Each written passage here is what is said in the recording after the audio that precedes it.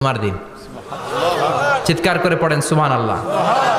তার মানে আদম সৃষ্টি হলো জুমার দিনে, দুনিয়ায় নামিয়ে দেয়া হলো জুমার দিনে, তওবা কবুল করে নেওয়া হলো জুমার দিনে, রূহ কবজ করা হলো জুমার দিনে, আবার কিয়ামত সংগঠিত হবে জুমার দিনে। পড়েন সুবহানাল্লাহ। আবার বিশ্বনবী বললেন, আর রমাদান ইলা রমাদান, এক রমজান থেকে আরেক রমজানের মাঝখানে যত গুনাহ হয় মাফ করে কে? আল্লাহ। তারপরে বিশ্বনবী বললেন, আল উমরাতু ইলাল উমরাহ, কেউ যদি একবার উমরা করে পরে আবার করলে দুই উমরার মাঝখানে গুনাহগুলো মাফ করে দেয় কে? আল্লাহ।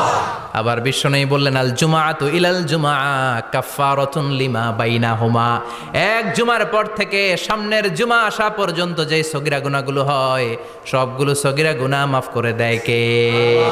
তার মানে জুমার দিন গুনাহ মাফের দিন। সারা সপ্তাহে ভুল ত্রুটি অন্যায় যা করলাম জুমার নামাজের বদৌলতে সব